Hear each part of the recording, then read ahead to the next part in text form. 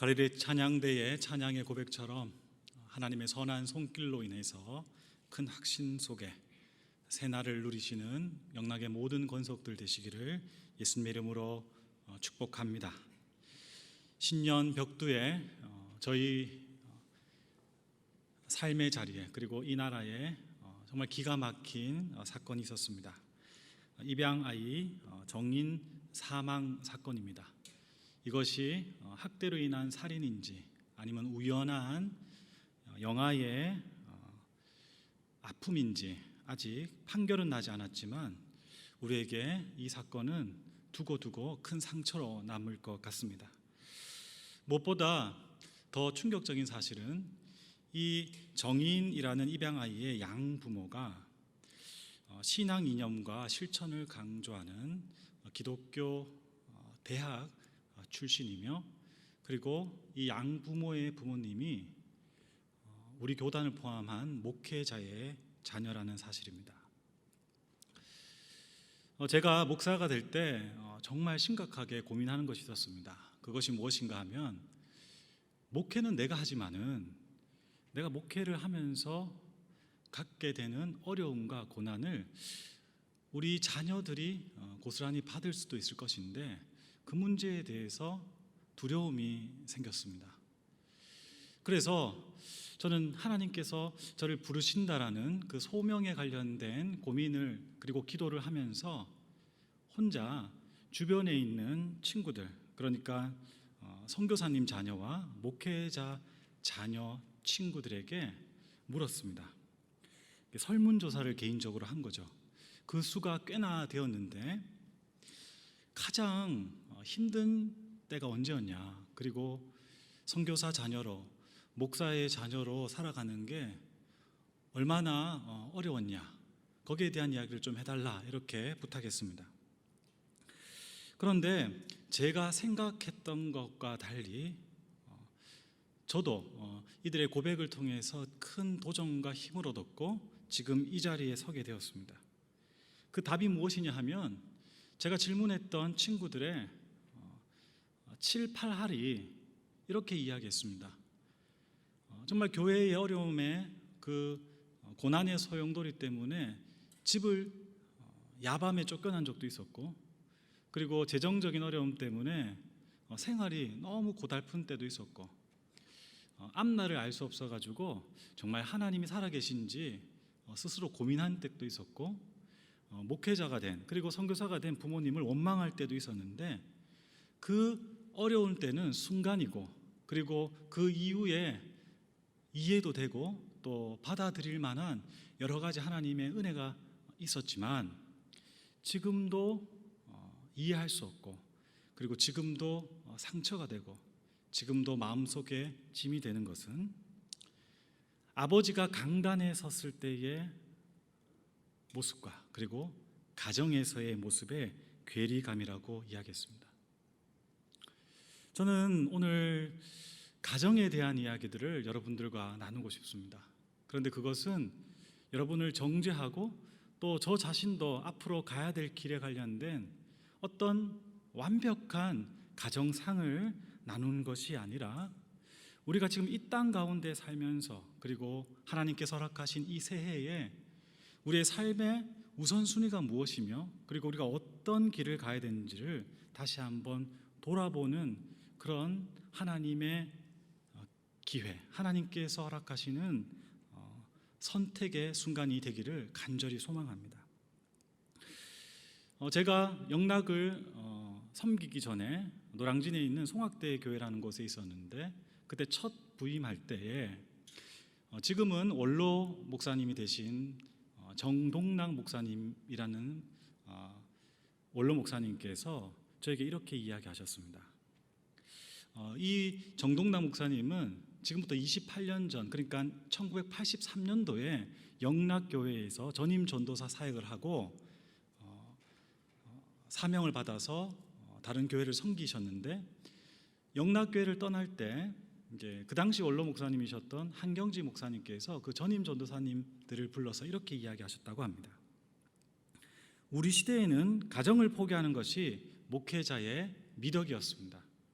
그런데 전도사님의 시대는 다릅니다. 가정을 절대 소홀히 하지 마십시오. 가정에서 먼저 믿음을 실천하고 좋은 부모가 되십시오. 참 한국을 대표하는 선견이 있는 영적 지도자다라는 생각이 이 설교를 준비하면서 다시 깨우쳐졌습니다.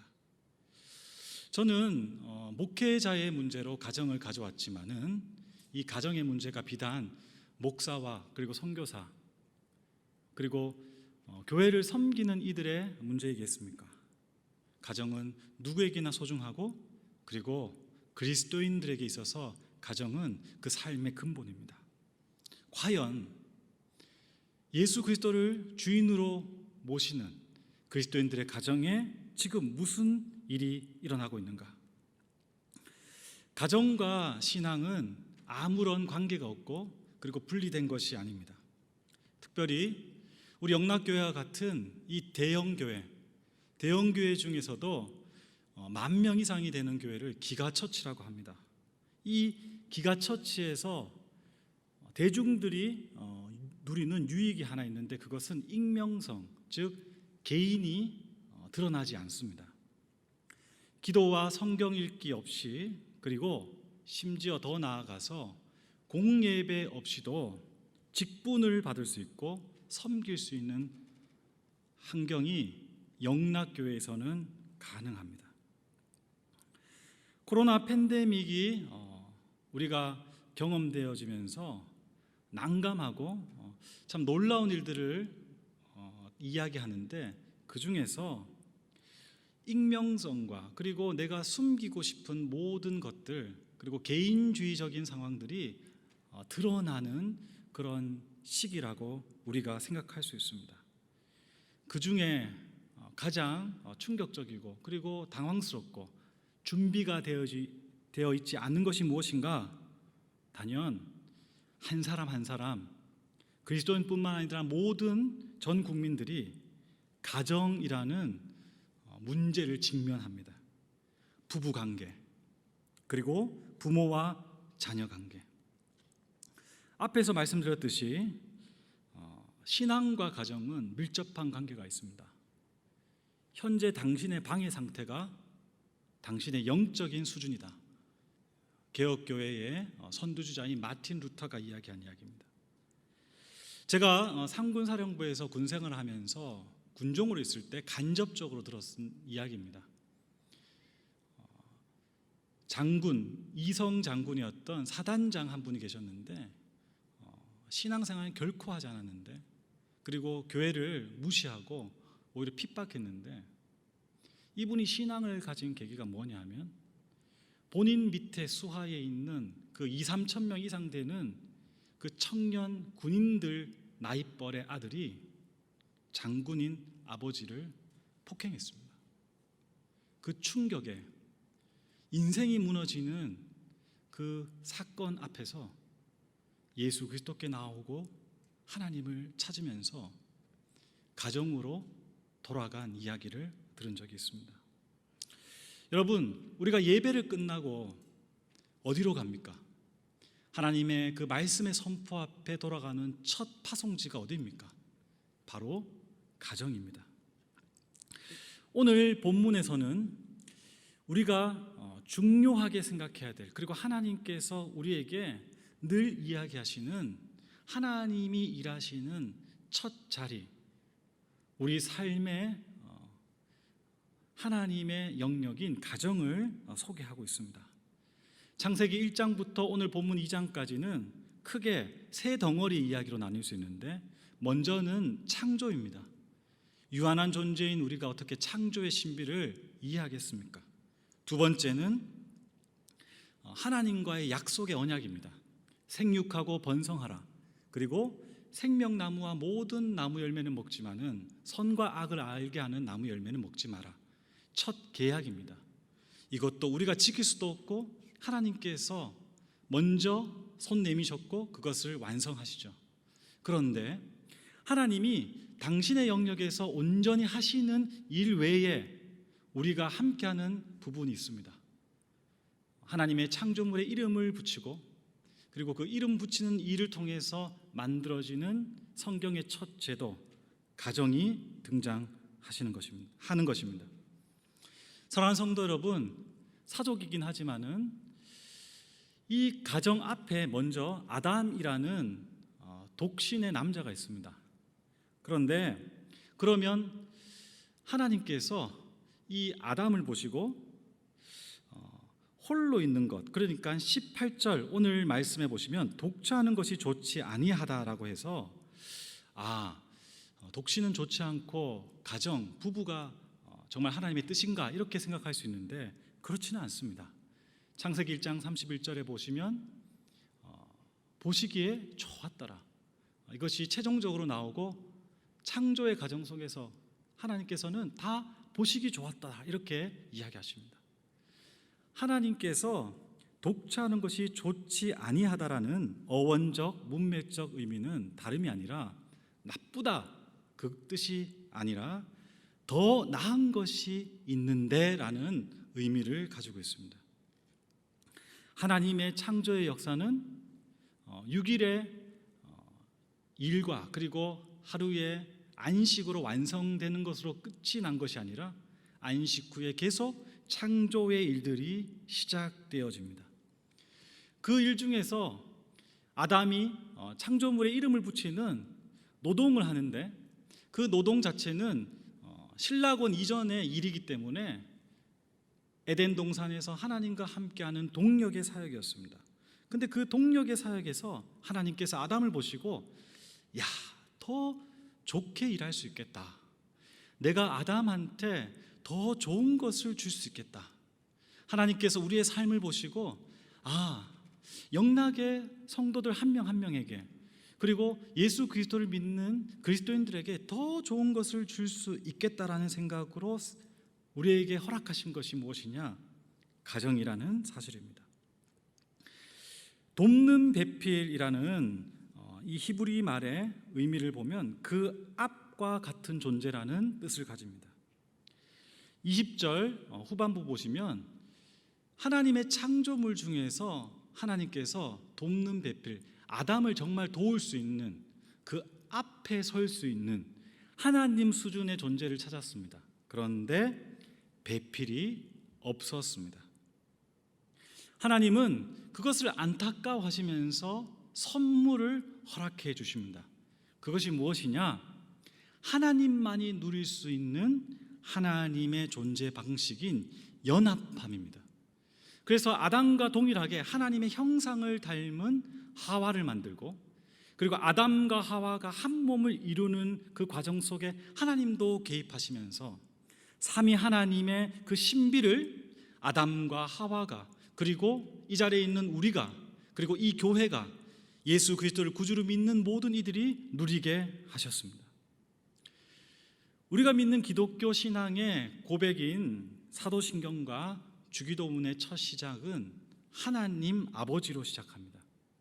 이 아버지란 말은 신앙을 교리와 개념으로 받아들이는 것이 아니라 우리 삶에 있는 자연스러운 가정에서 익히게 되고 그리고 인식하는 개념입니다.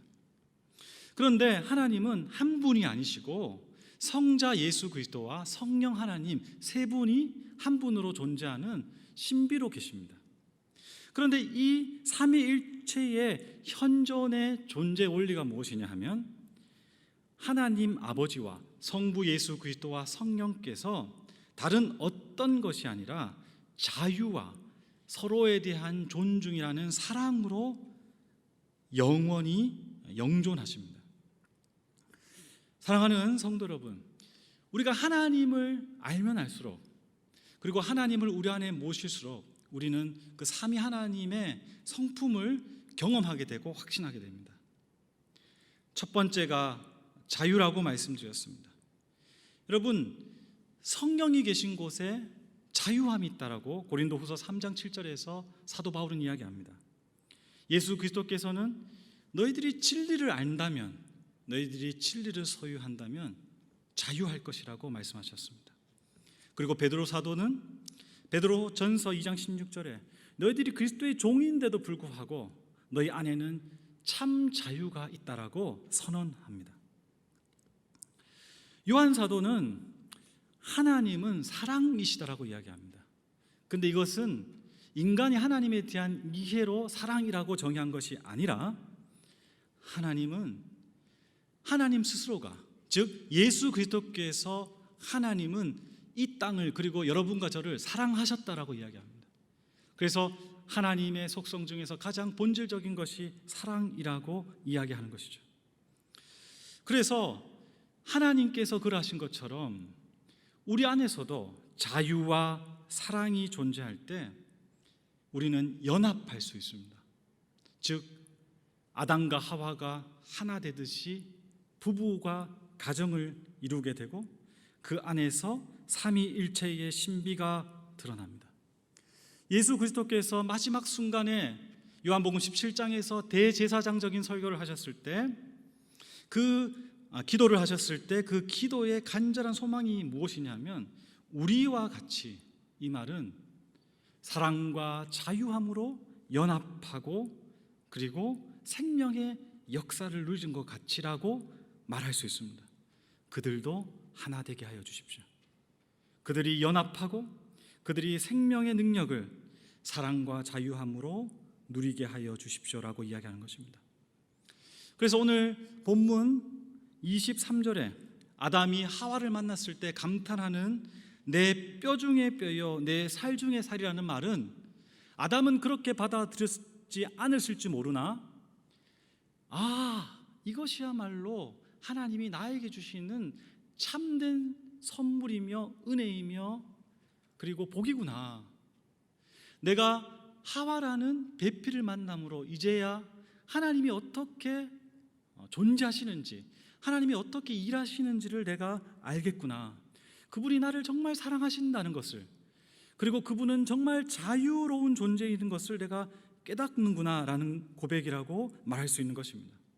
그래서 가정은 어떤 제도냐, 그냥 단순히 결혼을 통해서 남자와 여자가 만난 그런 어떤 사회적인 모습이 아니라 그곳은 하나님의 신비가 머무는 곳이며 하나님의 존재 방식을 경험할 수 있는 곳입니다. 자녀를 놓음으로 하나님 아버지의 그 부모의 심정을 알 수 있고, 자식의 입장에서 하나님 아버지에 관련된 그 불순종을 통해서 우리가 얼마나 죄악된지를 알 수 있고, 그리고 그 엉켜지고 망가진 인간의 모순 속에서 하나님의 회복과 치유를 가정 가운데서 경험할 수 있다는 사실입니다. 기독교 신앙의 능력이 무엇입니까? 하나님의 말씀에 순종함으로, 그 말씀에 순종한다는 말은 무엇입니까?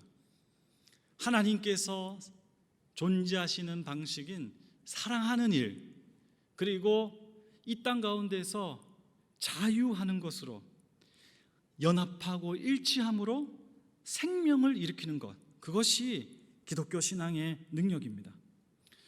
하나님의 형상을 닮은 인간은 그것을 경험할 수 있었습니다. 은혜로 경험할 수 있었습니다. 하나님의 사랑으로 그것을 경험할 수 있었습니다. 그래서 오늘 읽은 본문 25절, 벌거벗었으나 부끄러워하지 않았다. 여러분, 이 말이 무슨 이야기입니까? 부족하고 연약하고 그리고 상처 많고 정말 문제투성이인 우리 사람, 그 사람이 모여있는 가정, 교회가 그냥 거기서 주저앉아 버리는 것이 아니라 사랑과 자유함으로 연합하며 생명의 능력을 발현할 수 있다라고 이야기하는 것입니다. 타락한 아담과 하와가 처음 발견한 것이 무엇입니까? 벌거벗은 것을 알고 수치스러웠고 그리고 서로를 원망하고 비난했으며 회피하지 않았습니까?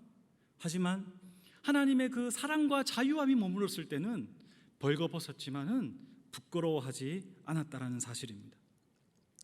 기독교 신앙의 적이 무엇입니까? 다른 어떤 것이 아닙니다. 이 사랑과 자유함을 무시하고 터부시하는 것입니다. 그것은 우리의 신앙을 개념화시키고 이론화시키는 것입니다. 여러분, 유대교가 하나님을 경험했지만 그들은 하나님을 율법 안에 가두어 놓았습니다. 그때 말씀이 육시 되신 로고스, 성자 하나님께서 그분의 그 십자가의 사랑의 열정과 그 제도를 초월해버리는 자유함으로 유대교를 박살내셨습니다. 그런데 그 유대교를 박살내버리고 만들어 놓은 초대 교회 공동체가 시간이 지나면서 전통과 예전이라는 틀 안에서 예수 그리스도께서 보여주신 그 자유함과 사랑을 상실했습니다. 그것이 가톨릭입니다. 그 가톨릭을 다시 말씀으로 깨트리며 사랑과 자유함의 삶으로 초청한 것이 누구냐? 바로 우리 개신교입니다. 그런데 그 개신교 중에서 근본주의자들은 다시 말씀의 해석에 관련해서 자유와 사랑을 억압합니다. 인간관계 전체에서 이 자유와 사랑이 사라져버리고 하나님께서 존재하는 방식을 잃어버렸을 때 나타나는 것은 단절과 증오, 그리고 통제와 배제, 그리고 폭력과 죽음밖에 없습니다. 여러분, 가정은 그것이 고스란히 드러나는 것입니다. 교회도 그러하다고 할 수 있죠. 저는 이 시간 여러분들에게 성경은 이러하니까 우리가 사랑과 자유가 있는 이상적인 가정과 공동체를 만들어야 된다, 이렇게 이야기하고 있는 것이 아닙니다. 실제로 성령의 자유함과 그리고 사랑의 생명의 역사와 연합이 왕성했던 사도행전에서의 그 신앙 공동체 이야기를 우리는 기억합니다. 4장에 그 말씀이 나오는데 그 서로 통용하며 모이기를 힘쓰며 하나님의 그 말씀의 복음의 능력으로 그 흥왕했던 그 교회 안에 5장으로 넘어가면서 문제가 등장합니다. 다름 아닌 아나니아와 삽비라 두 부부, 하나님의 사랑과 자유를 몰랐던 가정이 교회 공동체에 상처를 냅니다. 그 다음 6장에 넘어가서는 교회 공동체 안에서도 하나님의 사랑과 자유에서 충분히 익숙해져 있지 않은 헬라파 유대인들과 그리고 유대파 그리스도인들과 헬라파 그리스도인들이 서로의 이권을 가지고 다투기 시작합니다. 여러분, 이것이 현실이죠. 저는 그 현실을 저 안에서도 발견하고, 그리고 제가 가장인 저희 가정에서도 발견하고, 그리고 제가 속한 공동체에서도 발견할 때가 있습니다. 하지만 저는 오늘 하나님의 말씀을 통하여서 우리의 잘잘못을 이 자리에서 고발하거나, 그리고 거기에 관련된 데에서 우리가 책임져야 된다라는 율법주의적인 내용을 다시 한번 이야기하기 전에, 하나님께서 만약에 이 코로나 팬데믹 시대에 우리의 교회와 우리의 가정과 그리고 우리 자신을 변화시킬 수 있는 방법을 고민하시고, 그리고 그 일들을 일으키신다라면 그것은 어디일까? 저는 그것이 가정이라고 믿습니다. 사랑의 교회 원로 목사님이셨던 오카는 목사님이 수많은 이들이 기존 교회를 비난했습니다. 대표적으로 그 당시 80년대에 왕성했던 선교 단체를 대조해서 기존의 교회를 비판을 많이 했습니다. 선교 단체 있지만은 교회에 없는 게 있다. 복음의 생명은 교회에서 찾기가 힘들다. 교회는 양육의 수고를 하지 않는다. 그리고 교회는 오늘을 살아내게 하는 비전이 없다라고 그렇게 이야기할 때 그것을 인정하면서도 그 사랑의 교회에서 꿈을 꿨습니다. 이 제자 훈련이었고 양육이었습니다. 마찬가지라고 생각합니다.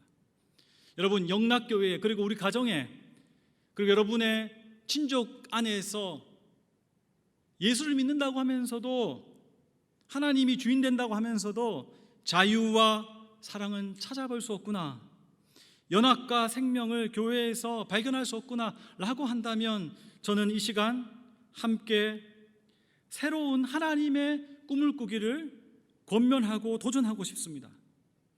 여러분의 가정에서 시작하십시오.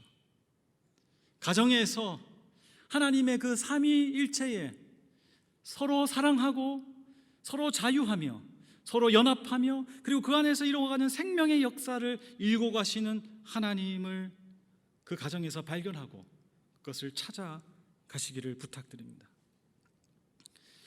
하나님의 그 역사, 가정의 회복, 저는 그 부흥의 때를 기도하고 갈망합니다.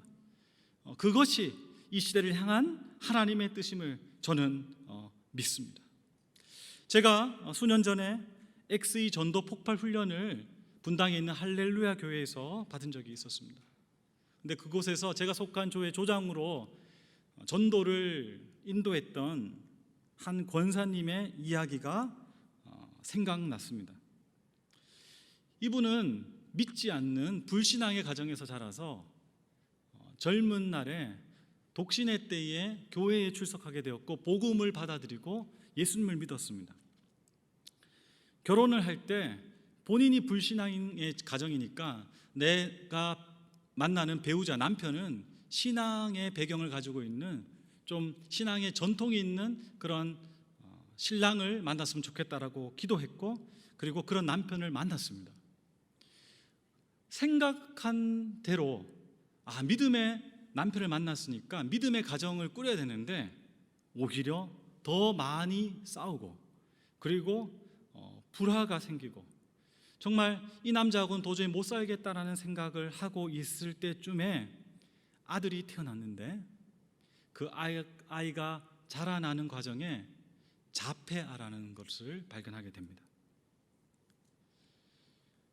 기가 막힌 이 상황 속에 이 권사님이 그냥 어쩔 수 없이 이 상황에 도저히 집에 있지 못하겠고 잠도 오지 않아서 새벽 기도를 나가기 시작했습니다. 눈물로 이 상황을 가지고 기도를 했습니다. 저는 불신앙 가정에서 주님을 만났고 또 주님께 충성했고 그리고 이렇게 왔는데 저에게 왜 이런 일이 일어납니까? 라고 기도하는 그때에 하나님께서 주신 말씀이 에베소서 5장 24절입니다. 그러므로 교회가 그리스도에게 하듯 아내들도 범사에 자기 남편에게 복종할지니라. 아멘. 아니 그 미운 남편 밖에 나가가지고 자기보다 돈도 적게 벌어오는 그 무능력한 남편, 신앙적으로나 그리고 이 위기의 상황에서 아무 도움도 될 것 같지 않은 그 남편에게 복종하라니, 그 말씀에 이 권사님은 충격을 받았고 그리고 그 말씀 안에서 꼬꾸라졌습니다. 자폐아인 아들이 문제가 아니고 내 남편이 문제가 아니라 여전히 세상적인 잣대를 가지고 가정을 생각했고 그리고 삶을 이해했던 자신의 삶이 근본적으로 망가져 있음을 발견하고 가정에서부터 다시 그 남편과의 관계에서부터 이 권사님이 신앙생활을 다시 시작했다고 합니다. 그 시작 중에 전도 폭발 훈련을 소개받았고 전도를 하기 시작했는데 이 가정 가운데 하나님께서 그 말씀을 통해서 회복과 치유를 시작하셨습니다. 자폐아인 아이의 삶의 여정 가운데 적절한 사람과 적절한 치유 방법과 교육과 선생님을 만나게 해주셔서 지금은 청년인데 어느 정도의 배려가 되는 직장 생활을 할 수 있을 정도로 회복이 되었습니다. 그리고 이분이 전도 폭발 사역을 하는데 전도하는 가운데 하나님께서 놀라운 영혼의 추소의 열매를 맺게 하십니다. 심지어 기도하는 가운데 귀신이 떠나갑니다. 그리고 병도 낫습니다. 우리는 이 권사님의 이야기를 통해서 하나님이 일하시는 방법을 다시 생각할 필요가 있습니다. 어디서부터 시작해야 되는지, 그리고 우리의 회복은 어떻게 하나님께서 만들어 가시는지, 말씀에 순종하여서 가정에서 하나님을 찾고 그 가운데서 그냥 부부 관계가 회복되어지고 그리고 서로 사랑한다 이 개념이 아니라 저는 하나님께서 권사님 가정 가운데 하나님의 사랑과 하나님의 자유함 그리고 그곳에서의 연합 그리고 그 연합을 통해서 이루어가지는 생명의 능력들을 발현하셨다라고 믿습니다. 사랑하는 영락의 성도 여러분, 제가 주례를 할 때 두 부부에게 마지막 설교에 선물로 주는 시가 있습니다. 도종환 시인의 꽃씨를 거두며라는 시입니다. 꽃씨를 거두며. 언제나 먼저 지는 몇 개의 꽃들이 있습니다. 아주 작은 이슬과 바람에도 서슴없이 잎을 던지는 뒤를 따라지는 꽃들은 그들은 알고 있습니다. 아이들과 함께 꽃씨를 거두며 사랑한다는 일은 책임지는 일임을 생각합니다.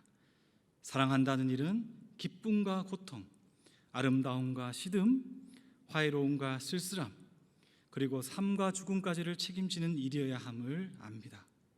시드는 꽃밭 그늘에서 아이들과 함께 꽃씨를 거두어 주먹에 쥐며 이제 기나긴 싸움은 다시 시작되었다고 나는 믿고 있습니다.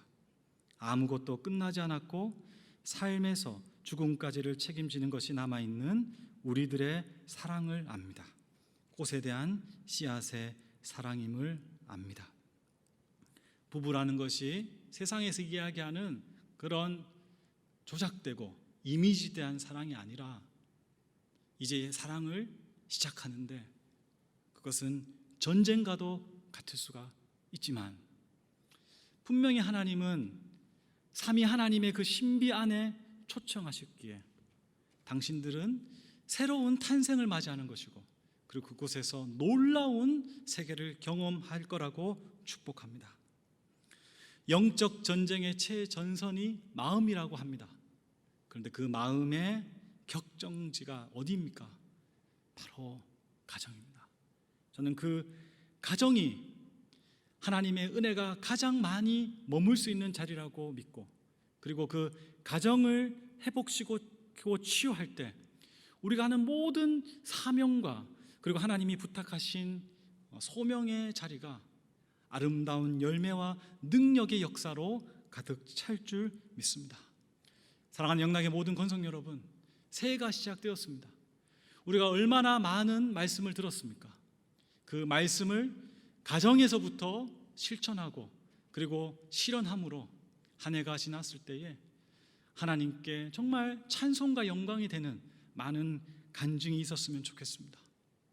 정말 우리의 생각과 마음이 멀리 우리의 수준과 그리고 우리의 생각하지 말아야 될 그런 부분을 생각하는 것이 아니라 진정 우리에게 맡겨진 그 자리에 충성하면서 하나님의 나라를 이제는 그냥 복권 당첨되듯이 받는 복이 아니라 찬찬히 그분과 동행하면서 때로는 아프지만은 그것을 만져주시고 회복시키시며 도우시는 그 주님과 동행하는 가운데 만들어가고 그리고 누리고 그리고 말할 수 있는 그런 성숙하고 복된 신앙으로 우리 모두가 나아갔으면 좋겠습니다. 다 함께 기도하겠습니다. 하나님 아버지, 새해에도 또다시 생명의 시간을 선물로 주신 것 감사합니다.